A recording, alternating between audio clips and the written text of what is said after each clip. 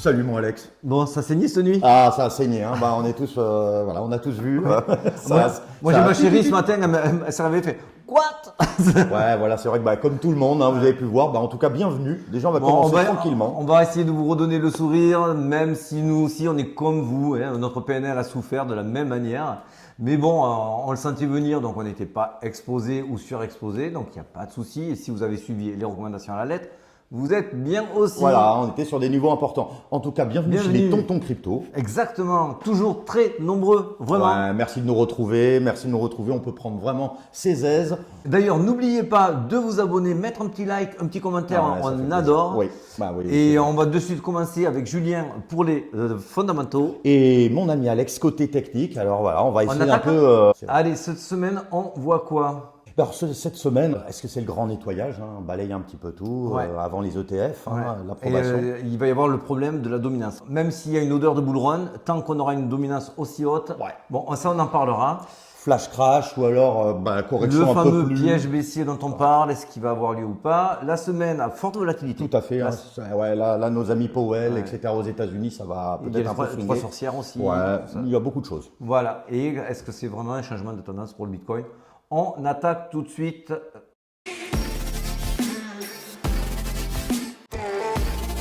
Bon, alors on a Bonk.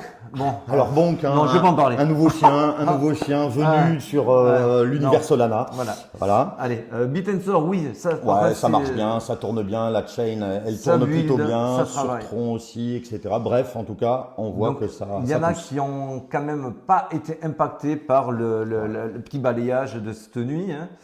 Dans les news de la semaine, il n'y a pas énorme. Non, il n'y a pas énorme. Il n'y a rien. Non, par contre, il y a des petites choses Google. Qui sont vraiment intéressantes parce que quand Google se met dans quelque chose, c'est généralement qu'il sait déjà à l'avance. Donc en gros, il va accepter de plus en plus les publicités concernant la crypto et les ETF. Je te l'ai mis à l'écran. Voilà, donc c'est vrai qu'on dit toujours, un poids lourd comme ça, il ne fait jamais les choses à moitié. Il n'arrive pas, il lance pas un nouveau produit en disant bon c'est nul, je le teste. Et puis ce ne sont pas non plus des scammers, donc ils ne sont pas là pour faire pumper quoi que ce soit. Et vous avez dû remarquer sur certains exchanges aussi, vous avez des onglets ETF qui commencent à apparaître. Ça aussi, ça amène, c'est vrai qu'en tout cas ces news-là font toujours un peu plaisir. C'est pour vous remettre un petit peu du baume au cœur. Hein. Ouais, exactement. Parce que voilà, on va vite oublier qu'il y a des choses négatives parce qu'il y a aussi des choses très positives, mais pas la dominance. Ah oui, la dominance, on arrive vraiment à un sacré top. Hein. C'est vrai que quand on voit déjà plus de 50%, ça veut dire que on en a déjà assez parlé. Le Bitcoin va continuer un peu de monter, vos altes préférées vont monter beaucoup plus faiblement et à l'inverse, dès qu'il y a un crash. On ne vous ressort pas le fameux schéma, vous le retrouverez sur la vidéo de la semaine dernière, il me semble. Oui, tout à fait. En tout cas, quoi qu'il en soit, tant qu'on a une dominance qui dépasse allègrement les 50%, ça sera très compliqué de dire « ouais, le bull run est lancé ». Non, il faudra vraiment que ça se répartisse mieux et bien mieux que cela. Donc, il faudra effectivement qu'on attende un retracement.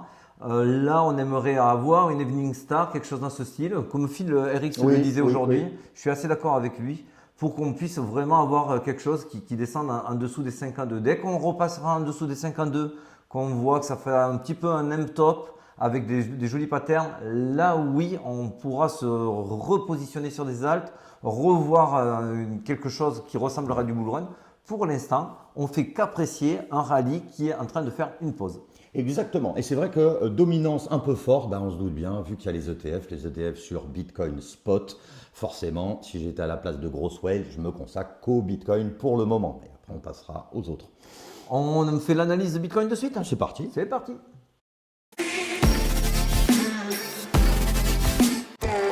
Et le badaboom, bravo. 400.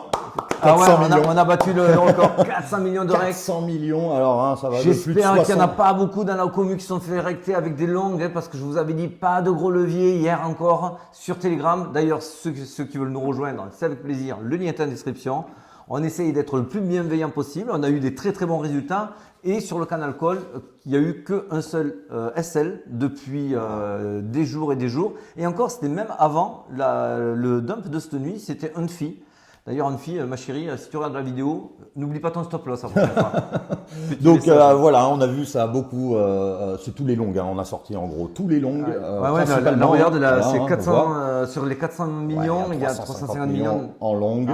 Alors il y a eu aussi beaucoup d'Ether, hein, je crois que c'est dans les plus de 75 millions, les alt forcément, bien sûr. Et principalement le Bitcoin. Hein. Donc, alors on s'était quitté semaine dernière, c'était très intéressant, je vais vous faire tendre l'oreille.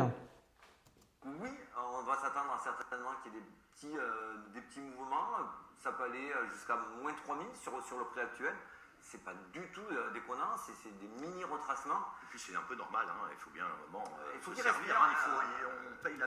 Oui, il faut que le Bitcoin respire. Exactement, hein, c'est normal. Hein, on était sur, on vous l'avait dit semaine dernière, sur 8 semaines consécutives dans le vert. Et puis dans le vert, pas le petit verre, quoi, le verre bien plein quand même. Hein. Le verre plein. Ah ouais, le verre plein. Quand même. Le verre plein, ouais, exactement. Non, on le voit, c'était bien sûr inévitable. Je vous l'avais dit aussi hier soir sur Telegram, je t'ai montré le message où on se rapprochait irrémédiablement de plus en plus vers un retracement, vers une correction. Elle a eu lieu, il n'y a pas de surprise à voir. Ça fait pas plaisir, mais on ne peut pas monter tout le temps en ligne droite. Et c'est vrai que les spéculations montent et vont bon train. Apparemment aussi une partie de Mara Pool, donc du mineur Bitcoin, ont pris des profits. Hein, c'est un peu normal. C'est une zone, cette zone, rappelle-toi. On en a parlé. La zone 38-42 000, ça fait quand même des semaines pour ceux qui nous suivent depuis longtemps. On vous dit c'est une zone où il y aura une prise de profit. Bien sûr. On l'a fait, on vous a montré des graphiques. Il y avait beaucoup de détenteurs de Bitcoin qui se retrouvaient à break-even entre 38 000 et 42 000 qu'ils avaient acheté il y a très longtemps. Donc eux, ils allaient bien sûr commencer à respirer en vendant. Tu me l'as dit aussi tout à l'heure, aussi potentiellement il peut y avoir un peu le FBI, hein, enfin le gouvernement américain, qui pourrait décharger un petit peu ça, on va le savoir un petit peu.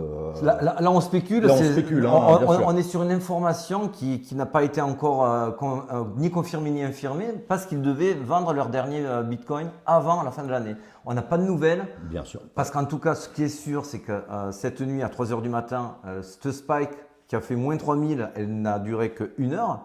Donc, on est sur de la pure manipulation. D'ailleurs, je peux vous le montrer vite fait ici. Hein. C'est en rose. Vous voyez, en rose, c'est des achats sur le futur. Hein. C'est de la futur, c'est de la manipulation. Donc là, on est rentré pour sortir, pour manipuler le marché. Si ça n'avait pas été de la manipulation, on l'aurait vu davantage sur la ligne orange qui est le spot. C'est pour vous vulgariser. Ouais. Là où je suis très d'accord, alors ça, je vous le dis, j'ai eu la flemme. C'est notre ami H. Hein. Ouais. H, si tu nous vois. H Crypto qui a, je ne sais même pas si c'est de lui également non plus. En tout cas, je l'ai repris parce que rappelez-vous, semaine dernière, on avait remonté 2-3 années en arrière pour essayer de vous retrouver la dernière fois où on avait déjà vu 8 bougies vertes consécutives. On s'était arrêté jusqu'à 2020, je crois, au bout de 4 ans. Bon, et en fin de compte, en 2017, il l'a retrouvé. Il l'a retrouvé et on est en plein bull run en 2017 et on voit effectivement qu'on a un dump de 38%, mais tout le monde a fait fi comme s'il n'y avait pas eu de dump et que quand on parle de ces bull runs, il n'y a pas eu de... Il n'y a que de la hausse. Ouais, il n'y a que de la hausse. Donc, on vous le redit, même dans un bull run, vous pouvez avoir du moins 10, moins 20%, voire moins 40% sur les derniers gros retracements. Et c'est vrai que là, on est à une époque différente. On est en 2017, on n'est pas du tout au côté mature de la crypto. Là, on est en 2023, plus beaucoup de jetons disponibles, on vous en parle souvent. C'est vrai qu'un 38% là… Alors, il a complètement raison. Moi, Julien, je te serre la main, hein. Bravo. Hein. Je suis très fier de toi. Il a complètement raison et c'est pour ça aussi quand même qu'on se sert de ce modèle comme exemple. Vous savez que moi, je n'aime pas me servir juste de ce qui s'est passé une fois en photo et reproduire, tiens, ça s'est passé, je le refais.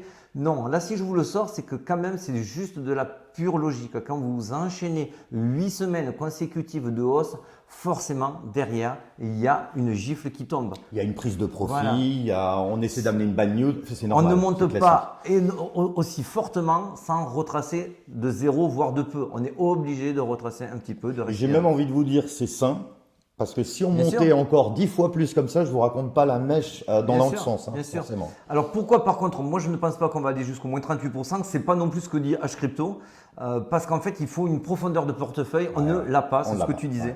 Là, je vous le remontre très vite. En bleu, c'est la disponibilité des bitcoins sur les exchanges. Elle fait que baisser, sauf la dernière semaine, il y a un petit regain. C'est pour ça qu'on voit qu'il y a eu de la prise de profit là-dessus. C'est aussi là-dessus que les whales arrivent et vendent parce qu'elles prennent du profit. Alors là, voilà, on fait un petit topo. Les whales. Alors voilà, on entend souvent les whales égale ETF. Non. Voilà, tout le monde dit mais non, les whales ne vont pas vendre parce qu'elles font du stock pour les ETF. Alors vous avez des whales qui sont adossés à des fonds d'investissement qui eux vont bien sûr être soucieux de faire leur stock ETF, leur stock Bitcoin pour être adossé aux ETF. Mais il y a des whales, elles s'en battent les couilles des ETF. Elles sont là, elles ont pris pas cher, elles revendent un peu cher, etc., etc. Faut bien. On le voit très bien sur ce graphique où là les whales ont vendu et dans la gueule de qui? De nos amis, les retail de nous, enfin voilà, des petits, on va dire. Donc forcément, ces gens-là qui viennent de rentrer dans le train, il y a de fortes chances qu'ils les fassent ressortir aussitôt qu'ils y sont rentrés.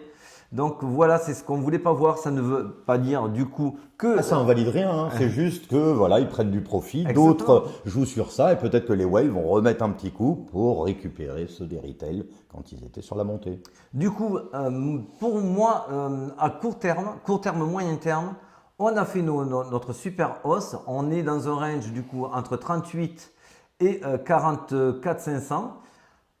Je m'attends à ce qu'il y ait deux vagues correctives, des petites vagues correctives qu'on grinde tout doucement vers le sud, décharger au maximum le train, faire oublier qu'il y a les ETF qui vont arriver. Oui, et c'est ce qu'on disait, peut-être de manière lente, un petit peu insidieuse, pour qu'on l'oublie, Voilà. ces ETF. Pas de grosses piques. Je pense que très certainement, on n'aura pas une autre nuit aussi tortueuse que celle-ci. On peut se tromper. En tout cas, ça ne changerait pas grand-chose. Ce qui est sûr pour moi, c'est qu'effectivement, là, on a besoin de marquer le pas, de faire une ou deux bougies rouges en hebdomadaire, un peu comme nous l'a précisé notre cher H-Crypto, où on a vu qu'avant que le rallye, le bull run ne reprenne, on a quand même beaucoup marqué le pas. Hein. Donc ça veut dire qu'ici, effectivement, on peut grinder. Voilà, on peut faire notre petit range qui se situerait, comme je vous dis, entre 38 000 et 44 000. Si on rentre un petit peu plus en intraday, on voit qu'on a rebondi, on a cassé le canal par le haut, c'était le 4 décembre. Ce canal haussier, on l'a retesté et on l'a retesté également avec son EMA 100. Et voilà, et c'est ça. À 4 heures, hein, on est à 4 ça, heures. c'est quand même vraiment pas mal. C'est Ça, c'est plusieurs ça, indicateurs c'est ça. qu'on croise. Et c'est vrai que, donc, ce que je préconise. tu préconises, en gros, c'est on va se stopper si on devait y aller vers les 40. Voilà, alors pour moi, il y a deux zones sur lesquelles, en tant que trader, je vais me reamuser. C'est-à-dire, je vais attendre qu'on revienne sur la zone des 40-41 pour me repositionner pour faire du trading. Tant qu'on n'est pas dans cette zone-là, je vais être plutôt sur du short que sur du long. On a aussi des trous dans la value qu'on doit aller combler. On a encore plus au sud, ça c'est la deuxième zone. Si on rebondit et qu'on repart au nord, super. Si on la casse et qu'on rebat au sud, pas de souci parce qu'on sera toujours encore avant les dates ETF qui sont pour nous estimées au plus tard la mi-janvier. Voilà, exactement. Voilà. Alors c'est pas sorti de notre chapeau, on vous avait donné la référence Oui, la semaine tout à dernière, fait. vous pouvez vérifier. Il y a des personnes qui Entre suivent le très 1 bien. et le 10 à peu près, enfin, Ouais. on va dans ces eaux-là, Ouais. on va voir. Bon, le 1, je pense qu'ils sont bourrés, on va plutôt Ouais, dire entre ils le sont au 4 et le champagne, 10, hein, quoi. ils sont au champagne, c'est vrai. Donc voilà, ça c'est pour l'intraday. N'ayez pas peur, nous sommes toujours haussiers. Bien sûr qu'il y a du retracement. On aimerait vous dire non, on peut faire sans retracement, mais bien sûr. mais ça n'existe pas. Oui, alors aussi, ce qu'il faut pas oublier, il risque d'avoir une volatilité, même s'il n'y a pas vraiment des grands changements. Non. Mais on peut y jouer. C'est vraiment, on est fin 2023, gros discours de notre ami de la Fed, de Powell, et surtout, on a Le core mardi, CPI. c'est le core CPI, core CPI, hein, donc qui est enlevé des denrées alimentaires et de l'énergie pour savoir où on va. Donc pourquoi ce core CPI? Parce que l'inflation, suivant comment on va réagir, si c'est en dessous ou en dessus du consensus, ça peut amener de la volatilité parce qu'il y en a qui vont pricer le marché. Ça peut du coup rebondir sur les risk-on et le Bitcoin. Pour Donc nous, voilà, il faut faire un peu attention là les prochains jours. Ça ne veut pas dire qu'il y aura quelque chose, Non, parce mais que c'est vrai qu'on a regarde. regardé, on est à plat, donc on est sur le plateau. Non, mais le consensus, c'est tout le monde table sur le consensus. Donc il n'y aura pas de surprise. Il n'y aura pas de surprise. La surprise, c'est peut-être Powell qui dira 2-3 choses qui amènera du coup de la volatilité. Et il y a les 3 sorcières, je crois que c'est jeudi Oui. ou vendredi également. Bon, mais du coup, on a fait le tour ou pas là? Eh ben, on a fait le tour, donc attention à volatilité, mardi, mercredi. Merci en tout cas pour tes petits, Écoute, tes on petits essaye. retours. Soyez prudents, ne vous soyez- surexposez pas. On arrive dans une petite zone un petit Ouais. peu tumultueuse. Et c'est vrai que donc pour les traders, attention, pour les holders, si vous êtes un peu comme moi, bon, il n'y a rien à faire. Hein. Non, vous risquez plus de vous, Voilà, de vous on débaguer. va pas vendez pas pour racheter un petit peu plus bas, on l'a tous fait, ça passe pas tout le temps. Donc voilà, merci à tous. Allez, sur ce, ciao ciao. Allez, ciao. Ciao. Ciao Alex. Ciao.